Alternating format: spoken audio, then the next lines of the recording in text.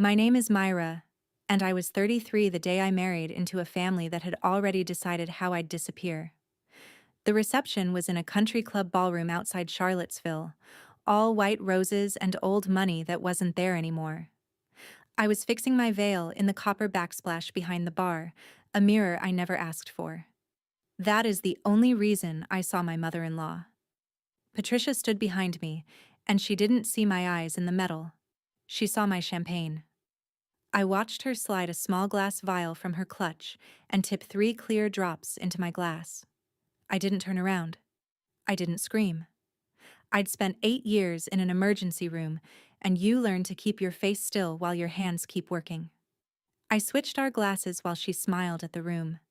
What she did after she lifted that glass is the part no one there was ready for.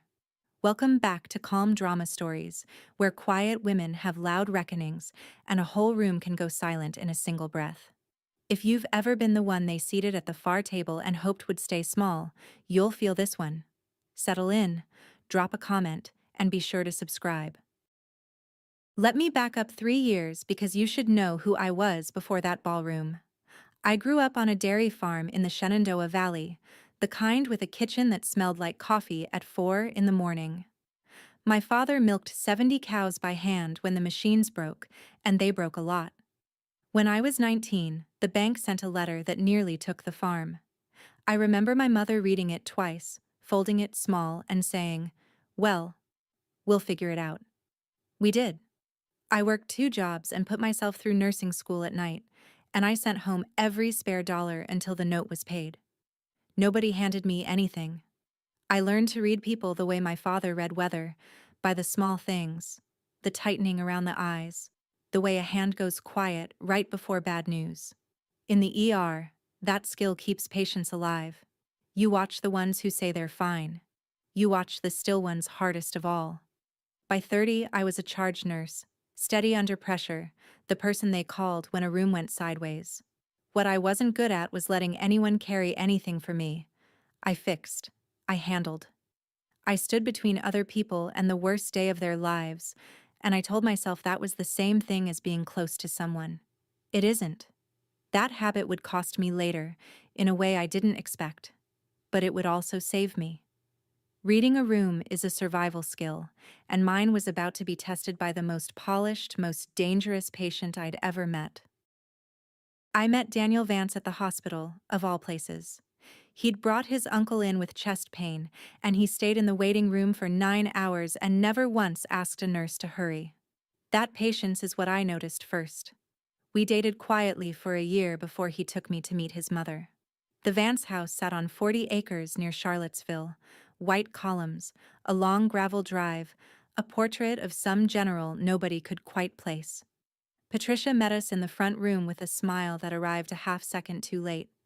She asked about my parents, and when I said farmers, she repeated the word like she was holding it with tongs. "And what do your people do exactly?" she asked, as if cows were a hobby. I told her my father milked dairy. She turned to Daniel and said, "How wholesome." Over dinner, she mentioned the Vance name 4 times. She mentioned the trust twice. When I stood to help clear the plates, she touched my wrist gently and said the line I would hear in my sleep for years. "You can put a nurse in a white dress," she said, smiling, "but she's still staff." Everyone laughed like it was charming. Daniel didn't. He caught my eye across the table, and under it he reached for my hand. That was the first time I understood 2 things at once. His mother saw me as help who'd wandered into the family photo. And the family money she guarded so tightly was not nearly as deep as the house wanted you to believe. I just didn't yet know how far she'd go to keep both of those things hidden. 3 years is a long time to be corrected gently. That's how Patricia did it. Never a blow. Always a tap. At Thanksgiving, she seated me at the children's table and called it cozy. At the Vance Christmas, she handed everyone a wrapped gift and handed me a gift card. Since I wasn't sure of your taste. When the family took its portrait by the staircase, somebody always needed me to hold the dog. I have no pictures of myself from 2 of those holidays. I stopped mentioning it, because mentioning it made me the problem. Meanwhile, I started to see the shape of the thing she protected. The Vance estate ran on a family trust, and Daniel's share of it paid for more of our life than he liked to admit. The car, part of the apartment in Richmond, the membership at that country club. Patricia controlled the spigot, and Gerald Pryor, the family attorney, controlled the paperwork. Daniel had grown up being told the trust was the family's spine, and that loyalty to it was loyalty to his father's memory. He wasn't greedy, he was dependent, which is a quieter trap. I kept asking myself the same question, the one that wouldn't sit still. Why did a woman with so much status spend so much energy on a nurse from a dairy farm? Contempt is cheap. Effort costs something. Patricia was spending real effort on making me smaller, and people don't do that out of snobbery alone. They do it out of fear. I should have followed that thread sooner. By the time I did, I was already engaged, and the wedding was already being planned by the only person in the family who frightened me. Daniel proposed on the back porch of the farm in front of my parents, with my father's old barn behind him. He did it there on purpose, and I loved him for it. I expected Patricia to fight the wedding. She didn't. That should have been my first real warning. Within a week, she'd appointed herself the planner. To take the burden off you, dear, you work such long shifts. She booked the country club. She chose the flowers, the cake, the seating. I tried to push back once on the guest list, and she pressed my hand and said, "Let me give you this. It's the least the family can do." It was so warm it made my skin crawl, though I couldn't have told you why. The one thing she insisted on, the thing she said 3 times, was the toast. "I'll handle the champagne," she said, "and I'll say a few words before we lift our glasses. A mother should get to bless her son's marriage." Daniel thought it was sweet. I thought it was strange that a woman who'd never blessed anything I did suddenly wanted to bless the most important day of my life. But I was tired, and I was working 4 12-hour shifts a week, and I let it go. That is the part I keep turning over. I noticed the wrongness. I felt the cold edge under the warmth, and I told myself I was being unfair to a woman trying, finally, to be kind. I let her pour the champagne. I let her hold the toast. I walked into my own wedding having already handed the dangerous patient the one tool she'd been asking for. The rehearsal dinner was the night before, in a private room at the club. Patricia had place cards in calligraphy and a speech she pretended was off the cuff. She'd been kind all evening, unnervingly kind, refilling glasses, laughing at my father's jokes about cows. Near the end, she stood and tapped her glass with a spoon, and the room hushed for her the way rooms always did. She talked about Daniel as a boy. She talked about legacy, about the Vance name, about how a family is more than blood, it's loyalty. Then she raised her glass, looked straight at me and said, "To family, the real kind." Everyone drank and beamed. My mother squeezed my arm, but I watched Patricia's face over the rim of her glass, and her eyes never warmed the way her mouth did. There's a thing that happens to a patient's face when they're smiling and lying at the same time, a flatness in the cheeks, a stillness in the eyes that doesn't match the curve of the lips. Nurses learn it on the worst nights. Patricia had that face. Daniel leaned over and whispered, "See? She's coming around." I nodded because I wanted it to be true. I wanted, for once, to be wrong about a person. I told myself the line was just her being grand, the real kind. I let it slide off me. I would hear those 4 words again, the very next day, in the same voice, with the same flat eyes, and the second time they'd land like a verdict. I just didn't know yet that she meant them as a sentence, and that she'd already chosen how to carry it out. The wedding day was bright and too warm, the kind of June afternoon that makes everyone drink faster. The ceremony went off without a scratch. Daniel cried a little when he said his vows, which I'll never tell him I noticed. The reception moved into the ballroom, and the staff lined the long marble bar with flutes for the toast Patricia had insisted on running. I slipped behind the corner of that bar to fix my veil, which had come loose during the first dance. Years ago, I'd admired the copper backsplash there, a sheet of hammered metal polished to a soft mirror, and I'd told the banquet manager so. I was looking at my own reflection, pinning the veil, when a second figure rose into the copper behind me. Patricia. She was standing at the bar 3 feet away, and she did not know I could see her. She thought my back was to her. She set down 2 flutes, mine marked with a little gold ribbon she'd tied herself, so the bride doesn't lose hers. Then she opened her clutch. I watched her fingers find a small glass vial, the kind you'd get from a pharmacy, and I watched her thumb the dropper and tip 3 clear drops into the flute with the gold ribbon. My flute. She capped the vial, tucked it away, and adjusted a rose like nothing had happened. I had maybe 5 seconds before she'd turn and look for me. Every alarm I owned went off at once. The same calm red alarm that fires when a patient codes, and the room needs one person not to panic. I did not let my face change. I'd seen 1,000 bad moments and learned that the first one to move with steady hands controls what happens next, so I made my hands steady. I finished pinning my veil. I smiled at my reflection, and I decided, in that long, quiet second, exactly what I was going to do. I turned around like I'd just noticed her. "There you are," I said, warm as I could make it. "Is it almost time?" Patricia's smile snapped into place, late as always. "Almost, dear," she said. "Go on and find Daniel, I'll bring the flutes." I let her shoo me a step toward the floor, then I touched her arm and said, "Oh, I'm parched. Let me carry them." Before she could refuse, I picked up both flutes, one in each hand, and I held them out like an offering. "You take the toast. I'll be your bartender for 10 seconds." She had no graceful way to say no in front of the bartender and 2 passing aunts. I handed her a glass and kept one for myself, and in the half-second of that exchange, with my body between her and the bar, I gave her the one with the gold ribbon. Her own dropper, her own 3 drops, now sat in her hand. I held the plain flute. She didn't notice. People see what they expect, and she expected the marked glass to be in the bride's hand, exactly where she'd put it. We walked to the center of the floor together, the dangerous patient and me, both of us smiling for the cameras. Daniel found me, beaming, oblivious. Patricia tapped her glass with a ring, and the ballroom of 200 people went quiet for her, the way it always did. She lifted the gold-ribboned flute, found my eyes, and said it again, in the same grand voice, with the same flat stare. "To family. The real kind." And then, while 200 people raised their glasses to my marriage, my mother-in-law drank a long swallow of her own champagne. I touched mine to my lips and did not drink. I set it down behind a centerpiece. Then I picked up the empty seat of my own future, slid the marked flute into the little beaded clutch on my wrist, and waited. That is when the real drama began. It took about 40 minutes.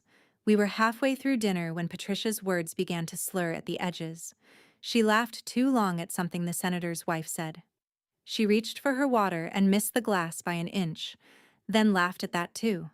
By the time the band started, she was listing in her chair like a sail with no wind. Caroline, her daughter, went pale and hurried over. Gerald Pryor materialized at her elbow with a frown that didn't fit the moment, more worried than confused. The worry of a man whose plan was going wrong. Patricia tried to stand and her knees turned to water. It took 2 cousins and a waiter to walk her out to the car.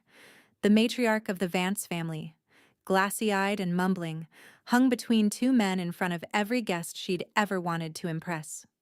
The whispers started before the doors even closed. Someone said she must have been nervous and overdone the wine. Someone else said they'd never seen her like that in 40 years. I stood in my wedding dress and watched the woman who'd planned my public collapse get folded into the back of a Mercedes by people she'd spent her whole life ranking above herself. I should have felt triumphant. I felt cold instead. A clean, clinical cold, because a nurse knows the difference between 3 glasses of wine and a chemical, and I was watching the difference walk out the door. And I still had her flute in the clutch on my wrist. The party went on. Daniel danced with me and worried about his mother out loud, and I held him and said nothing, because I didn't yet have the one thing that would let me say anything at all. Proof. I stood there in my veil, watching guests murmur behind their hands, And I made a decision I want you to remember. I wasn't going to scream, or accuse, or ruin my own wedding on a feeling. I was going to do what 8 years in an emergency room taught me to do.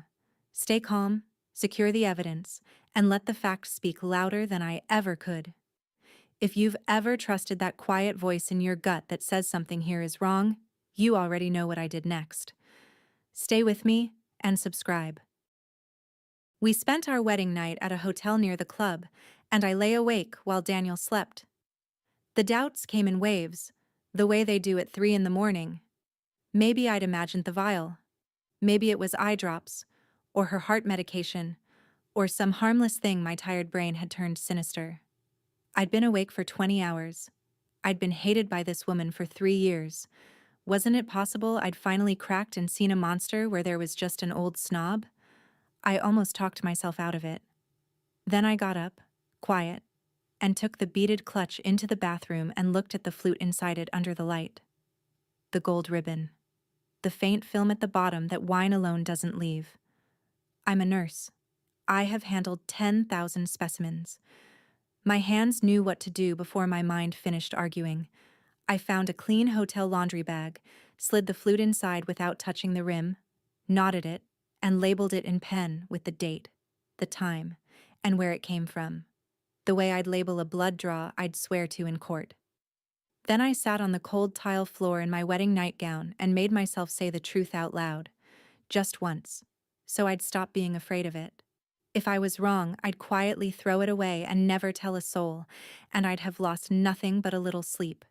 If I was right, the woman who'd just become my mother by law had tried to drug me at my own wedding to make me look like a falling down drunk. There was only one way to know which it was.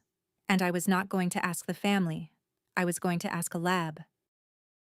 On Monday, I went back to work, smiled at everyone, and stayed late. A forensic tech named Renee had trained beside me for 6 years, and we'd held each other up through 3 bad codes in one night once. That kind of thing builds a different sort of trust. I caught her on her break, off the floor, and told her the truth. Plainly, because I don't lie to people I respect. I never asked her to run anything. The hospital's own lab was the last place on Earth a sample like this belonged. I asked her one thing only: how a nurse keeps something so that a court will trust it later. Renee didn't flinch. She told me to keep it sealed, touch nothing, and call a lawyer before I did anything else. And she pointed me to an independent forensic toxicology lab that handled chain of custody work for attorneys. Pay out of pocket through their channel, she said. Fill out their custody form, ship it yourself, and let no one in this building near it. If it's nothing, she said, you'll feel silly for a week. If it's something, you'll be glad you didn't hand it to a cop in a sandwich bag. I packed the flute exactly the way she told me, filled out the custody form, and shipped it overnight to a forensic toxicology lab in Roanoke. Then came the part I'm worst at: waiting. For 9 days I went to work, came home to the Richmond apartment, kissed my new husband, and said nothing about the package that could end his family. I told myself I was protecting him until I was sure. The truth is, I was doing what I always do, carrying the heaviest thing alone because I didn't know how to set it on the table between us. That habit was about to start tearing at the one good thing I had. On the 5th day, I tried to say it. Daniel had spent 2 evenings worried sick about Patricia, who'd gone home and taken to her bed with what Gerald called exhaustion. Daniel sat at our kitchen counter that night, turning his coffee mug in slow circles, and said, I just don't understand it. She's never had more than 2 glasses in her life. It was the opening I'd been waiting for. So I set down my own mug, and I said it carefully. Daniel, I don't think it was the wine. He looked up. What do you mean? I told him what I saw in the copper, the vial, the 3 drops, the gold ribbon, the switch. I kept my voice level, the voice I used to tell a family their father is not going to make it. He listened to all of it, and then his face closed like a door. You think my mother poisoned you, he said. Not a question. An accusation pointed back at me. I think she drugged the glass meant for me, I said. And I think she drank it by mistake. He stood up so fast the stool scraped. She drank too much, Myra, that's all. People don't do what you're describing. My mother is difficult. She is not a criminal. I'd expected denial. I hadn't expected it to feel like a slap. I almost told him about the lab. I almost laid the whole thing on the counter. But the look on his face told me he'd defend her against a feeling with everything he had. And I had only a feeling, not yet a number on a page. So I did the thing I always do. I closed the door he'd closed, and I carried it alone, and I waited for Roanoke. That weekend, the family held a post-wedding brunch at the Vance house because Patricia, feeling much better, wanted to thank everyone for their grace. I almost didn't go. I went because staying away would have looked like the guilt they wanted to pin on me. The house was full of relatives eating quiche on the good china. Patricia held court from an armchair with a blanket over her knees, playing the recovering grande dame. She thanked the room for understanding her little spell. She did not look at me once. I drifted toward the hallway to find a quieter corner, and that's where I saw them. Caroline and Gerald Pryor, tucked into the study off the hall, talking low and fast. Caroline had her arms crossed tight. Gerald held a thick manila folder against his chest like a shield. I caught only the tail of it before they noticed me. Can't wait. The timing matters now. Then Caroline saw me in the doorway and the conversation died like a snuffed candle. Myra, she said too brightly, we were just discussing some family business. Boring trust paperwork. She steered Gerald out past me and the folder went with him, and I caught the corner of a printed cover sheet with a date typed across the top. I didn't get the date. I got the feeling, the same cold I'd had at the wedding. Caroline drowning in something, Gerald guarding paper, Patricia performing fragility for an audience. 3 people, 1 folder, and a sentence that ended with the timing matters now. I went back to the brunch and ate quiche I couldn't taste, and I added it to the list in my head. Whatever Patricia had tried to do to me, she hadn't done it alone, and they weren't finished. The report came on a Tuesday, 9 days after the wedding, while I was sitting in my truck in the hospital parking garage on a 15-minute break. The lab in Roanoke sent it as a secure PDF. I remember the concrete pillar in front of me, the number 4B stenciled on it in faded yellow, because I stared at that number for a long time after I read the results. The screen named one compound, present at a concentration the report flagged in bold. A benzodiazepine. Not eye drops, not heart medication. A powerful sedative, the kind that drops a grown adult into a slurring, knee-buckling fog within the hour. The kind that, in a woman my size after 2 glasses of champagne, could have put me on the ballroom floor in front of 200 people. The report listed the estimated dose. It was not a small one. It was not an amount anyone takes by accident, and it was not anything that belonged in a glass of wine. I read it 3 times. The first time I felt nothing. The clinical blankness that lets you keep working. The second time my hands started to shake against the steering wheel. The third time I understood, fully, what almost happened to me, and what was meant to happen to me. She hadn't wanted me dead. That was almost worse. She'd wanted me ruined. She'd wanted Daniel's new wife to crumple and babble and vomit on her own wedding dress in front of every Vance who mattered, so that for the rest of my life I'd be the bride who fell apart, the unstable nurse who couldn't hold her drink, the mistake the family could quietly correct. The number on that page was the proof I'd been waiting 9 days for. I sat there in space 4B with a forensic toxicology report on my phone and my whole life rearranged around it. Now I had the what. What I needed next was the why, and how to prove she meant it. The why arrived 2 days later, and it came from Daniel's own hands. He'd gone to the Vance house to check on his mother and came home carrying a thick envelope. "Mom asked me to bring these home and look them over," he said, dropping it on the counter. "Some trust thing Gerald says we should both sign." He went to shower, and I sat with the envelope, and after a while I opened it, because by then I'd stopped pretending we were the kind of family where you don't read the paperwork. Inside were 2 documents.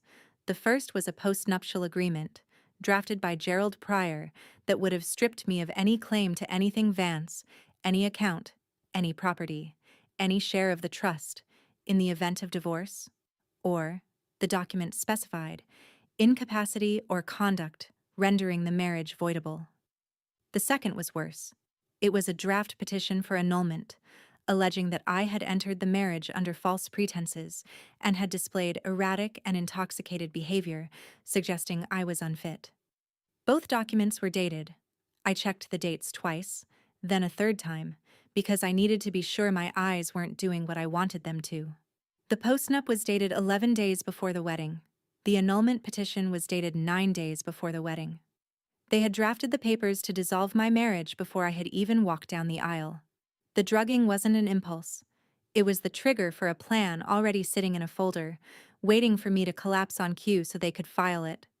I heard the shower shut off down the hall, and I knew that the man drying his hair 20 feet away had just carried the proof of his mother's plot into our home and set it on the counter himself. I didn't ambush him. I made coffee, and when he came out, I asked him to sit down, and I laid 3 things on the counter in a row, like instruments on a tray: the toxicology report, the postnuptial agreement, the annulment petition. "Read the dates," I said. "That's all I'm asking. Just read the dates." He read. I watched it happen the way I've watched it happen to 100 families in a hospital hallway. The slow arrival of a truth too big to take in one breath. His face went from annoyed to confused to something gray and stricken. "This is dated before the wedding," he said quietly. "Both of them." "Yes. And this." He touched the report, not picking it up like it was hot. "This is what was in the glass." "That's what was in the glass meant for me," I said. "Which your mother drank instead, because I switched them." He put both hands flat on the counter and stared at the marble for a long time. I didn't fill the silence. I'd learned not to. "She told me you were unstable," he finally said. "Last week. She said marriage had brought out something in you, that she was worried. She asked me to keep an eye on your drinking." His voice cracked on the last word, because he understood now that the script had been written for him too. He'd been cast as the loving son who'd reluctantly agree his wife was unwell. "Daniel," I said, "I'm not asking you to choose between us. I'm asking you to look at the dates and tell me what you see." He looked up, and his eyes were wet and furious, and for the first time the fury wasn't aimed at me. "I see," he said, "that my mother planned all of this, before we even got married." Patricia did not wait quietly while we figured it out. A drowning person grabs whatever's nearest, and what was nearest to her was the family's belief in her. Within the week, the calls started. An aunt phoned Daniel to say she'd heard the new wife had been acting strangely and drinking heavily, and was he all right?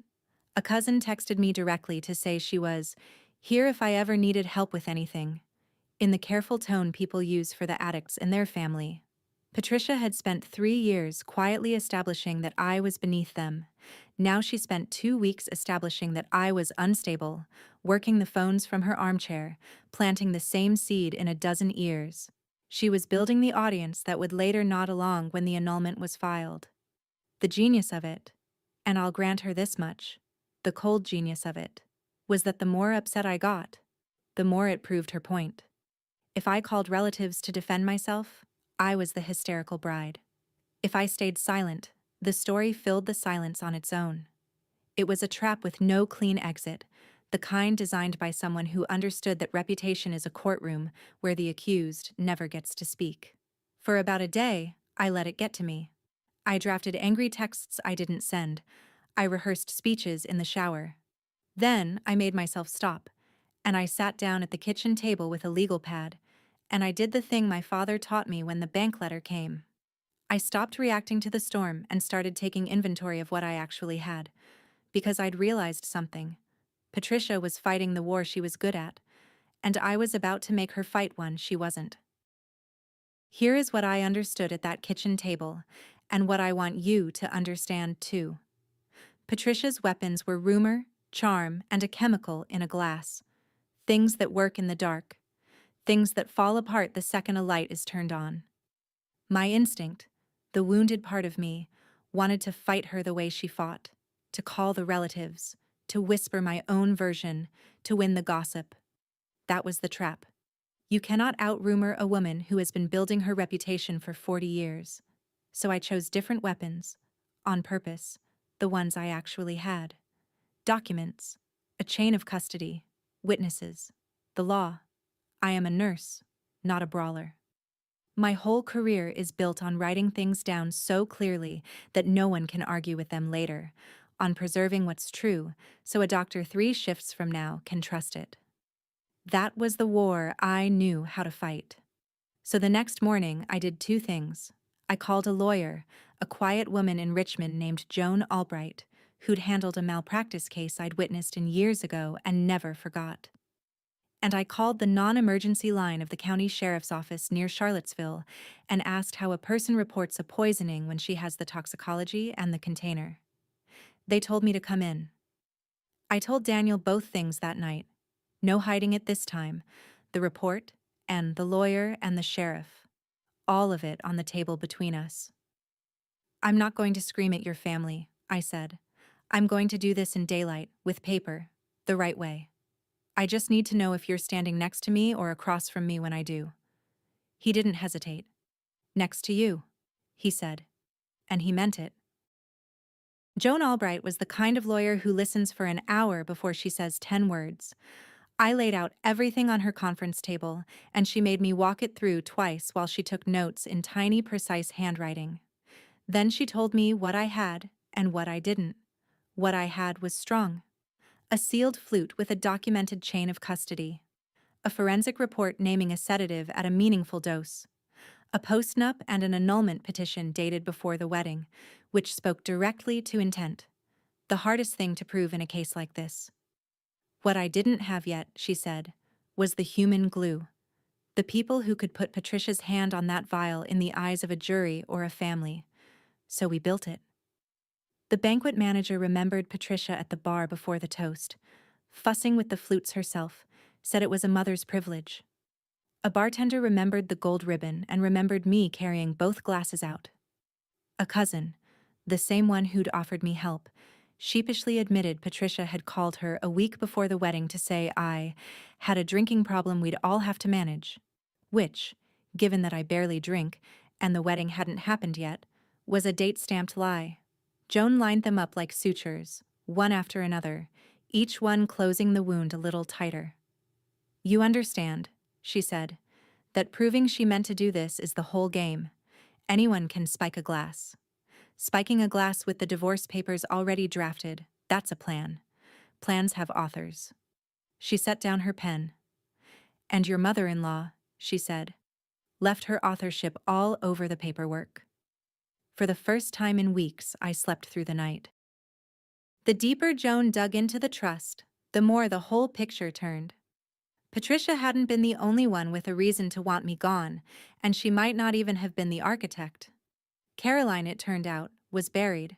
Her event planning company had folded 18 months earlier, and she'd personally guaranteed nearly $400,000 in loans she couldn't service.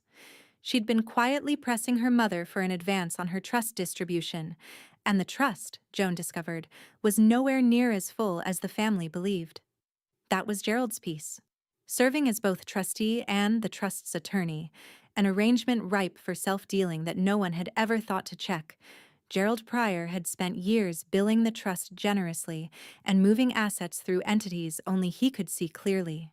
The estate that funded the columns and the country club and Daniel's allowance was a shell propped up by appearances.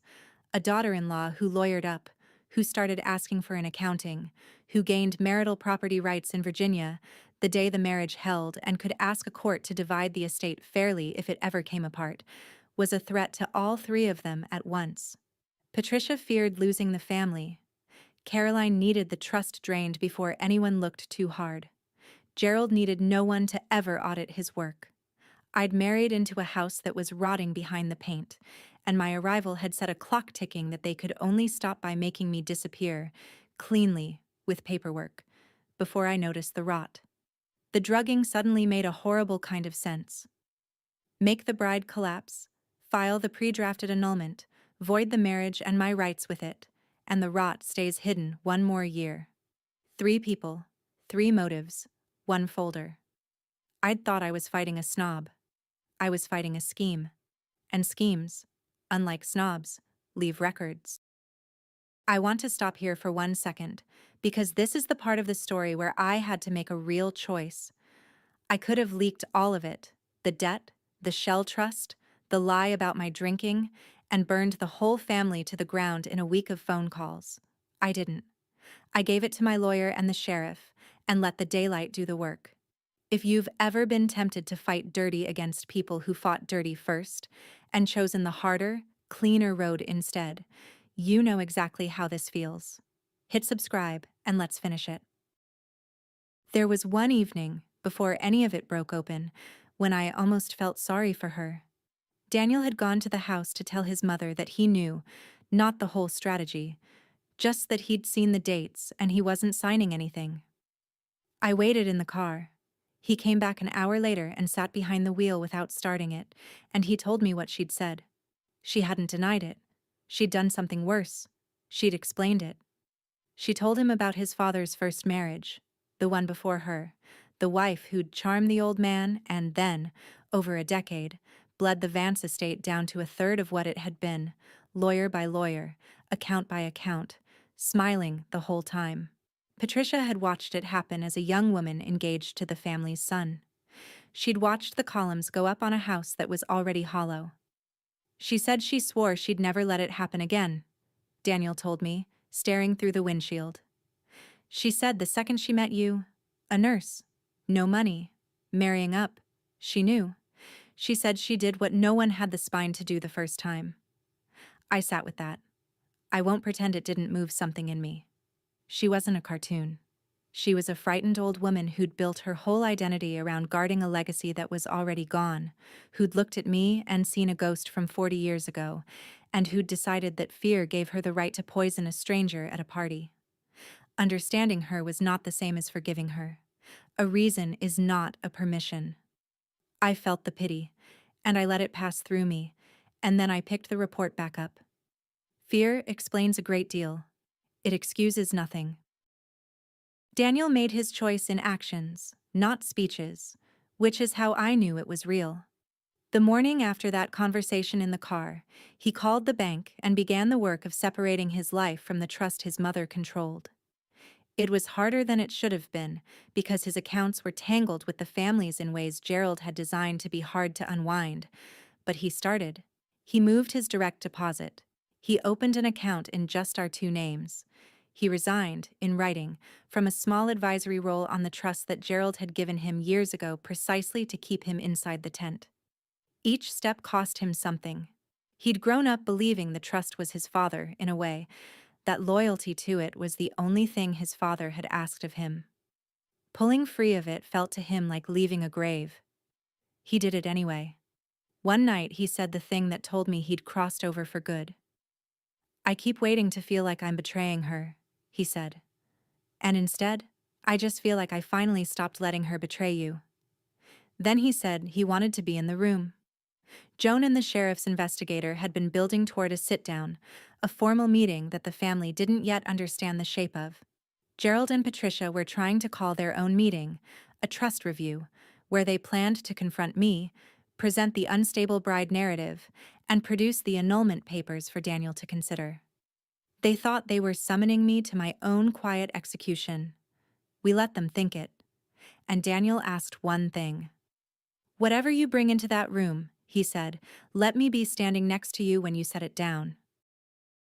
The meeting was set for a Sunday afternoon at the Vance house, in the formal front room with the general's portrait and the long mahogany table.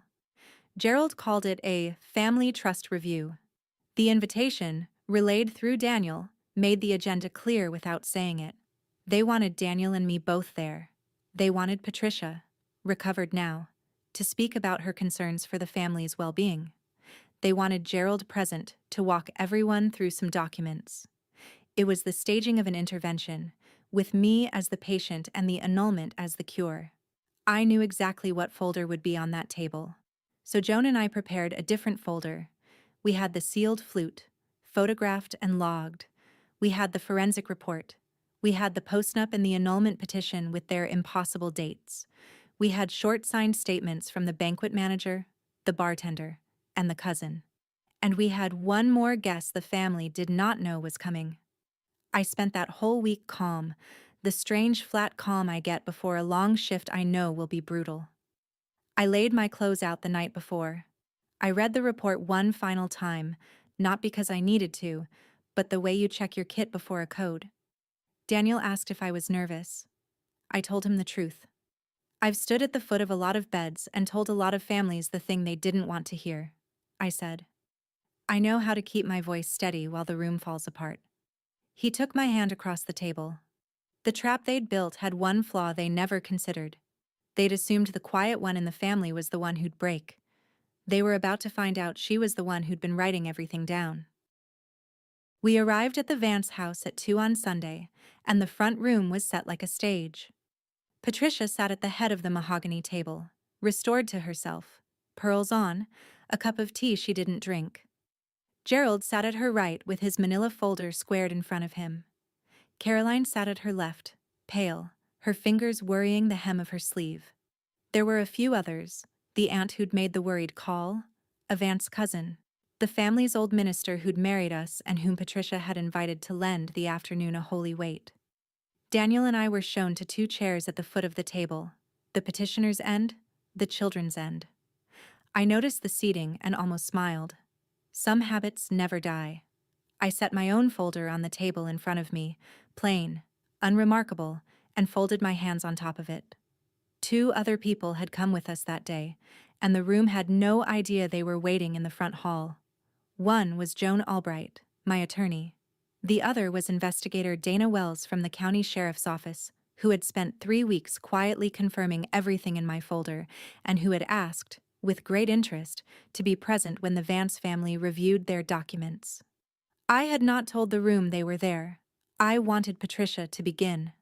I wanted her to lay her plan on the table with her own hands, in front of the minister she'd brought to bless it, before she learned that the daughter-in-law she'd tried to erase had brought the law into her own front room. Patricia cleared her throat, and the room went quiet for her, the way it always did. "Thank you all for coming," she said. "We need to talk about Myra." She was good. I'll give her that to the end. She spoke softly, more in sorrow than anger, the loving matriarch forced to address a painful family matter. She talked about how worried she'd been since the wedding. She reminded everyone of her spell that day and let the implication sit, that something about the bride, about the strain the bride had brought, had upset the whole event. She said she'd noticed changes in Myra, moods, concerns about drinking that she'd hoped were nothing. The aunt nodded along, primed by 3 weeks of phone calls. Then Patricia turned to Gerald. "Gerald has looked into some protections for the family," she said, "and for Daniel. We think it's only prudent." Gerald opened his folder with a lawyer's gravity and slid 2 documents toward the center of the table. The postnup. The annulment petition. "These are difficult to discuss," he said smoothly, "but given the circumstances, the family feels Daniel should consider whether this marriage was entered into in good faith. There's no shame in correcting a mistake early." He looked at Daniel with practiced sympathy. "Son, no one is forcing anything. We just want you to have options." It was beautifully done. The trap, sprung gently, with tea and a minister and a folder of options. They waited for me to cry or shout or beg, to perform the instability they'd advertised. I did none of it. I sat at the foot of that table with my hands folded on my own plain folder, and I let the silence stretch until it became uncomfortable for everyone but me. Then I looked at Gerald and at Patricia, and I said the only thing the room wasn't ready for. "Before anyone signs anything," I said, "I think you should know what's in the glass." I opened my folder and began, not loudly, just clearly, one item at a time, the way I'd give report at the end of a shift. "On the night of the wedding," I said, "before the toast, Patricia stood at the bar and tied a gold ribbon on one of the 2 flutes. The bartender remembers. The banquet manager remembers." I slid their signed statements to the center beside Gerald's documents. Then she added 3 drops from a glass vial into the ribboned flute. I saw her do it in the reflection of the copper behind the bar. I set down a photograph of the sealed flute in its evidence bag, the gold ribbon visible, the date and time in my handwriting on the label. I didn't drink from that glass. I switched ours and she drank it herself, which is why she couldn't stand at her own son's reception. I placed the forensic report on the table and turned it so Patricia could read the bold line at the top. This is what was in it: a sedative, at a dose meant to put a woman my size on the floor, not to kill me, to humiliate me, to make me look exactly the way you've spent 3 weeks telling everyone I am. The aunt's hand had risen to her mouth. The minister was very still. I reached for the last pages. And these, I said, touching the postnup and the annulment petition Gerald had just laid down so proudly, are dated. This one 11 days before the wedding. This one 9 days before. You drafted the papers to end my marriage before I was even married. The drug was just the cue to file them. Patricia opened her mouth, and I held up one hand, gently, the way you calm a frightened patient. I'm almost finished, I said. Caroline owes nearly $400,000 she can't pay. The trust everyone in this room thinks is full has been managed for years by a man who is both its trustee and its attorney, and who has never once let anyone audit his work. A daughter-in-law with rights was a problem for all three of you at the same time. So you tried to drug her out of the family. I looked around the silent table and I left them with the line I'd been saving, the one that held the whole afternoon. Don't drink what they pour you, I said quietly. You'll always want to know what's in it first. Patricia broke first, and she broke loudly. How dare you, she said, rising out of her chair, her voice climbing in a way the family had never heard. How dare you bring this filth into my home, into your father's house? She wasn't talking to me anymore. She was talking to the room, to the aunt, to the minister, trying to wrench the audience back. She switched the glasses, she's admitting it, she drugged me. Joan Albright chose that moment to step in from the hall. She switched 2 glasses your client had already tampered with, Joan said calmly. Drinking your own poison is not a crime committed against you. Behind her came Investigator Wells, in a plain jacket with a badge clipped at her belt, and the room changed temperature. Caroline made a small sound and turned on her mother. I told you this was insane, she hissed. I told you the papers were too much. I never agreed to the... She stopped, but it was too late. The agreement was in the air now. Gerald was already gathering his documents with shaking hands, saying he would need to consult counsel of his own, that he'd been acting on information provided by his client, that he could not be held responsible.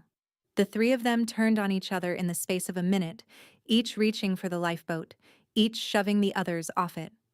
Patricia stood at the head of the table she'd ruled for 40 years and watched her allies scatter. And her face did the thing I'd seen at the rehearsal, the smile gone, the flatness exposed for what it always was. Through all of it, I stayed in my chair at the foot of the table, hands folded, saying nothing, because there was nothing left for me to say. The papers said it for me. In the middle of all that noise, Daniel stood up. He didn't shout. He walked the length of the table, past his mother, past Gerald and his trembling folder, past his sister, and he stopped beside my chair and put his hand on my shoulder where the whole room could see it. I've heard enough, he said. His voice was quiet, but it carried, because everyone had gone silent to hear which way the sun would fall. You drafted papers to throw my wife out before I married her, he said to his mother. You put a drug in her glass at our wedding, and you brought a minister here today to help you do it cleanly. Patricia reached for him, the old reach, the one that had always worked. Daniel, everything I did to protect this family. You're not the family, he said. She is. Then he looked at her for a long moment, and he gave her back the words she'd used on me twice, once at the rehearsal and once over my poisoned glass, and in his mouth, they finally meant something true. To family, he said, the real kind. He helped me up from the petitioner's chair at the foot of the table, and we walked out of the front room together, past Investigator Wells, who gave me a small nod, past the general's portrait, into the bright June afternoon. Behind us, the house full of old money that wasn't there anymore had finally, completely, gone quiet. I'll tell you what happened to all of them, because I know you'll want to know, and because the daylight I chose did exactly what daylight does. Investigator Wells took my folder, the flute, and the report into a formal case, and these things move slower than television promises. It was nearly 4 months before a grand jury heard it. Proving intent had been the whole question, and the documents dated before the wedding answered it. That fall, Patricia was charged with a felony, the kind that carries real years, because spiking a drink with a sedative is not a prank, and the law does not treat it like one, especially when the divorce papers are sitting in a drawer with the dates still on them. She was arraigned in the same county where she'd hosted 40 years of fundraisers. She did not go to jail that day. The system moves slowly, but the case is moving, and her own lawyer told her there is no version of this where the dates go away. Gerald Pryor's part unraveled on its own track. The moment Joan filed for a full accounting that summer, the rot came up like a floorboard, and it kept coming for the better part of a year. The state bar opened an inquiry into a man serving as both trustee and counsel while quietly billing an estate into a shell. The trust was frozen pending an independent audit, and the early numbers suggested years of self-dealing that had nothing to do with me. By the following spring, Caroline's debt had become the least of her problems because her name had turned up in the timeline of the plan. She's cooperating now, which is a polite word for telling the truth about her mother in exchange for not being charged alongside her. The Vance estate, the columns, the country club, the legacy Patricia had been willing to poison a stranger to protect, turned out to have been hollow for years. She'd guarded a ghost. As for Daniel and me, we did the one thing that mattered most, and it wasn't dramatic. We drew a line, and we held it. No contact. Everything through Joan. We sold nothing of theirs and took nothing of theirs and asked for nothing but to be left alone, which, after everything, felt like the richest thing we owned. He finished untangling his accounts from the trust, and we started over on a nurse's salary and his, smaller and cleaner and entirely ours. I went back to my unit, to the 4 in the morning coffee and the families in the worst hour of their lives, and I was better at it, somehow, for having sat at the foot of that table and stayed calm. People ask me if I wish I'd just thrown the glass away that night and never known. I don't, because the truth, once I had it on paper, didn't make me bitter. It made me free. I stopped being a guest in a family that wanted me gone, and I became a woman who knew exactly where she stood. If there's one thing I learned at the foot of that mahogany table, it's that the people who decide you don't belong are almost always the ones most afraid of what they'd lose if you did, and that staying calm isn't weakness. It's the steadiest hand in the room. That's my story.